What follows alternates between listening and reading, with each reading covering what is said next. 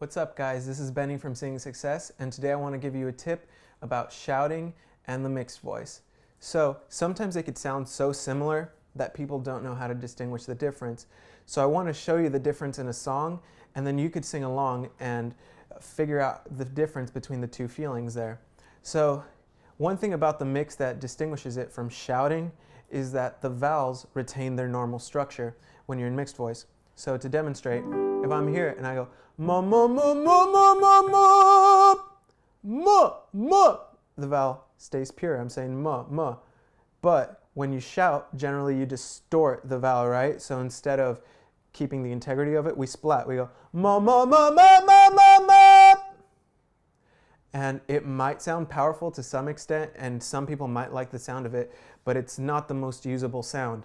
When you rely on shouting as your main technique for hitting high notes, it's a dangerous place to be, because if your voice ever gets tired, or if you just have a really long show, your vocal cords will get swollen a lot faster and you'll quickly lose the ability to continue shouting on high notes.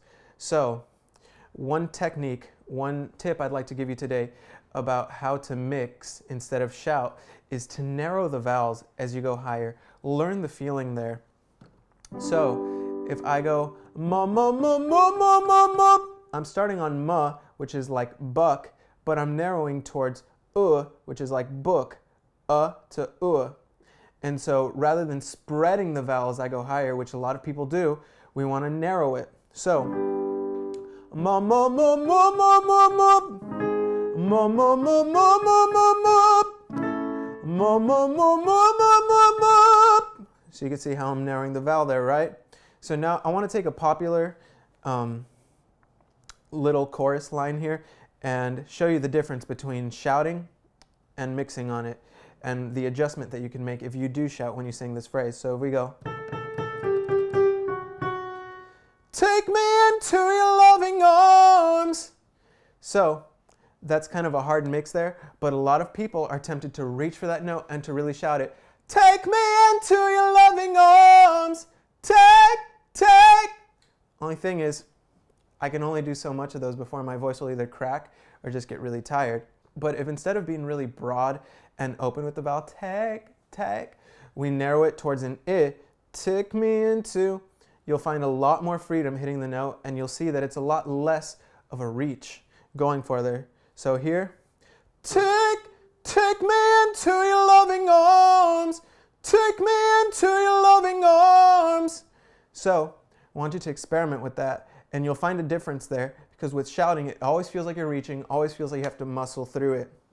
With mix, you have so many more options. You could go light with it, or you can go heavy, and it's controlled power.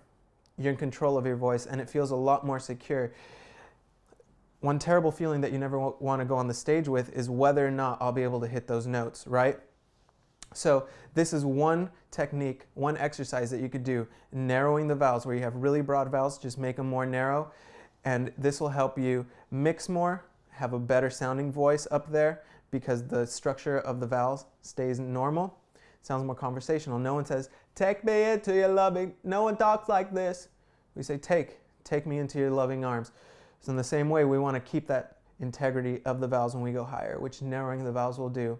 So experiment with this technique, and if you have any questions about it, just comment below, and we'd love to hear from you and get back to you.